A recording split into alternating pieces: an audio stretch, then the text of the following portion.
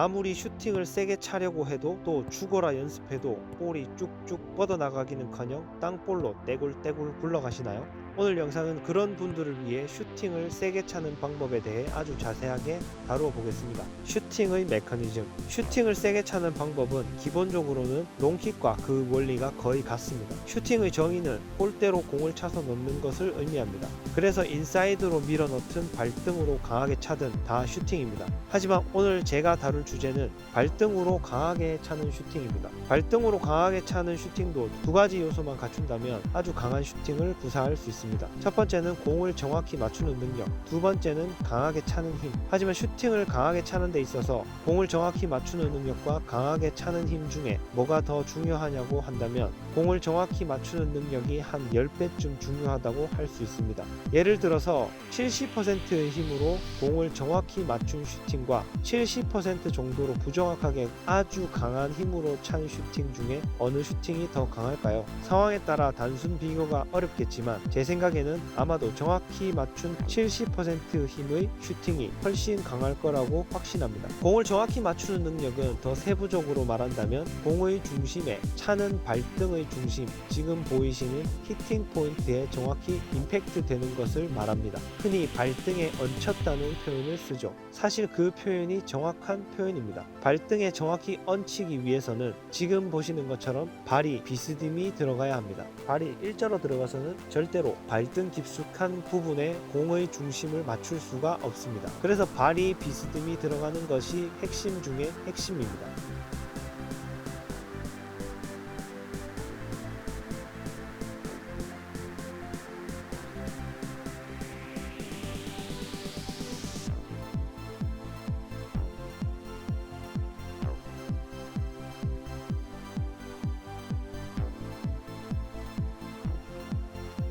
그러면 어떻게 해야 발이 비스듬히 들어갈 수 있을까요? 바로 몸이 지금 보시는 것처럼 45도 정도, 경우에 따라서는 그 이상 디딤발이 기울어져야 합니다.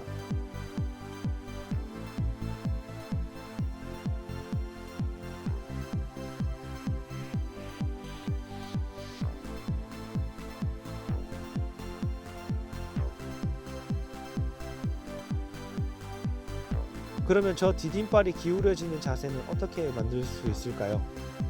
저 자세는 첫 번째 도움닫기를 45도 이상 틀어서 접근하고, 두 번째 몸의 방향을 차는 방향과 45도 이상 꺾어서 바라보고,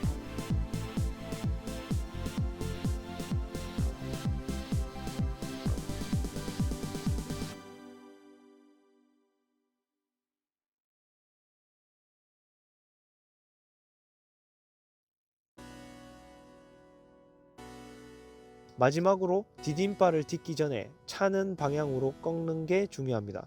사실 방금 말씀드린 세 가지는 다 같은 말입니다. 마치 슈팅하는 모습을 어느 각도에서 혹은 어느 관점에서 바라보고 말하느냐의 차이 같은 겁니다. 하지만 처음 슈팅을 익히는 분이고 또 디딤발이 기울어지는 자세가 잘 안 된다면 하나하나 천천히 반복 숙달하면 강력한 슈팅을 구사하시리라 생각합니다. 지금 말씀드린 세 가지, 도움닫기 45도, 몸의 방향 45도, 디딤발을 딛기 직전에 차는 방향으로 꺾는 것을 실제 축구 경기 중에 생각하면서 슈팅을 하는 사람은 아무도 없습니다. 하나하나 몸에 익혀서 자연스럽게 만든 다음 실제 축구 경기에서는 다른 외부 요인에 더 많은 주의를 기울여야 할 것입니다. 기억하십시오. 제가 만든 영상을 보고 슈팅과 킥의 메커니즘을 잘 이해하는 것도 중요하지만 이 메커니즘을 반복 연습을 통해 반드시 몸에 자연스럽게 익히는 것이 훨씬 더 중요합니다. 그리고 정확히 맞추기 위해서는 공을 끝까지 봐야 합니다. 이것은 아주 기초적인 이야기입니다. 하지만 수많은 국가대표, 프로 출신 공격수 선수들이 강조하는 부분입니다. 경기 중에 공만 볼 수는 없지만 임팩트 전에는 다른 모든 상황을 인지하다가도 임팩트 순간에는 반드시 공을 봐야 한다는 것이 진리처럼 받아들여지고 있고, 특히 슈팅은 페널티 박스 근처에서 하는 것이기 때문에 박스 부근에서는 항상 미리 골대의 위치를 봐둬야 합니다. 그러면 강하게 차는 힘을 어떻게 늘리는 것이 좋을까요? 특히 강하게 차는 힘을 늘리는 데는 백스윙과 팔스윙을 크게 하는 것이 아주 큰 영향을 미치는데, 백스윙을 할 때 대퇴 이두근과 대둔근의 수축으로 차는 다리의 백스윙을 크게 해주어 대퇴 사두근과 복근의 길이를 많이 늘렸다가 고무줄처럼 탕 튕기도록 하는 것이 근육이 가진 탄성을 이용하여 차는 힘을 늘리는 데 도움을 줍니다. 그러니까 지금 설명드리는 차는 힘을 늘리는 것은 슈팅이라는 동작의 메커니즘에서 좀 더 힘을 늘리기 위한 방법이고, 슈팅 동작에 동원되는 각각의 근육들의 근력을 늘리는 보강 운동은 영상 뒤편에 자세히 다루겠습니다. 아무튼 정리를 하면 결국 지금 보시는 것처럼 차는 힘에는 대퇴사두근이 결정적 영향을 미치는데, 차기 직전에 대퇴사두근의 길이를 최대한 늘려야 하고, 그러기 위해서는 백스윙과 반대팔 스윙을 크게 하는 것이 좋다. 하지만 아무리 그래도 차는 힘보다는 정확히 맞추는 것이 강한 슈팅을 하는데 훨씬 더 중요한 역할을 한다 정도로 기억하시면 되겠습니다. 튜토리얼. 그렇다면 이제 실제로 파워 슈팅을 차기 위한 튜토리얼을 알려드리겠습니다. 첫 번째는 발등에 얹혀지는 감각 익히기입니다. 발등을 쭉 펴고 발등이 고정된 상태에서 공의 중심에 발등의 중심이 정확히 맞았을 때 깔끔하게 퉁 하고 튕겨져 나가는 느낌을 우선 알아야 합니다. 그렇게 감각을 익히기 위해서는 손으로 들고 벽이나 펜스에 공을 차도 좋고, 리프팅으로도 느낌을 충분히 느낄 수 있습니다. 발등이 쭉 펴지지 않거나 발등 중심에 공 중심이 정확히 맞지 않으면 공이 많이 돌거나 부정확하게 날아가기 때문에 정확하게 맞았는지 정확하게 맞지 않았는지 초보자도 바로 알 수 있습니다. 두 번째는 벽을 이용하여 디딤발 45도 각도로 만드는 훈련입니다. 디딤발을 딛고 몸을 45도 각도로 기울이는 연습을 하면서 몸의 균형 감각과 어떤 느낌인지 느껴보고 주기적으로 킥을 해보시면 이런 각도가 나와야 되는구나 하는 감을 익히기 위해 하는 훈련입니다. 아무리 가족이라도 이상하게 쳐다볼 수가 있기 때문에 아무도 없는 곳에서 은밀하게 하시기를 추천드립니다. 세 번째는 발등에 얹혀지는 감각 익히기의 상위 버전인 접시콘 위에 공을 올려두고 슈팅 해보기입니다. 처음 슈팅을 배우는 분들은 발을 비스듬히 잘 만들지 못합니다. 그래서 의도적으로 떠있는 공을 차보는 훈련을 하는 겁니다. 우리가 처음에 공을 들고 차는 것과 같이 땅에 있는 공보다 떠있는 공이 발등에 정확히 얹혀서 차기가 용이하기 때문에 해보는 훈련입니다. 그러나 킥의 하는 다리 스윙의 방향이 앞을 향하지 않고 위를 향하게 되면 공이 뜰 가능성이 높습니다. 첫 번째와 두 번째에서 익힌 동작들을 잘 생각하면서 공 중심에 발등 중심을 맞추고 앞으로 공이 쭉 뻗어나가도록 차는 것이 중요합니다. 네 번째는 디딤발만 짚으며 따라가 보는 연습입니다. 우리나라의 대표적인 프리키커 이천수 선수가 한 유튜브에서 디딤발은 주연이고 차는 발이 조연이라는 말씀을 하신 적이 있습니다. 그만큼 슈팅에 있어서 디딤발이 중요하다고 동감합니다. 그래서 볼을 한번 밀어놓고 실제로 슈팅을 하지 말고 따라가면서 슈팅 모션만 주는 것이 디딤발과 디딤발 직전의 스텝을 익히는데 많은 도움이 된다고 생각합니다. 다섯 번째는 가까운 곳에서 반복하여 연습입니다. 처음에는 서 있는 공부터 시작해서 실제처럼 밀어놓고 슈팅 해보는 것까지 가까운 곳에서 반복 연습해봅니다. 이때는 벽이나 펜스 등 볼이 튕겨져 나와서 볼을 주우러 가지 않아도 되는 곳이 좋습니다. 이 훈련은 힘을 좀 빼고 실제로 슈팅하는 것처럼 디딤발을 짚는 것과 정확히 맞추는 연습을 해보는데 의미가 있습니다. 처음에는 거리도 가까이 힘도 약하게 연습하다가 정확히 임팩트 되기 시작하면 점점 거리도 늘리고 힘도 강하게 슈팅하면 됩니다. 사실상 이 단계에 오면 파워 슈팅 튜토리얼은 끝이 납니다. 하지만 반드시 순서대로 할 필요는 없고 연습하시면서 그때그때 필요하다고 생각되시는 단계로 다시 돌아가시거나 반복하시면 됩니다.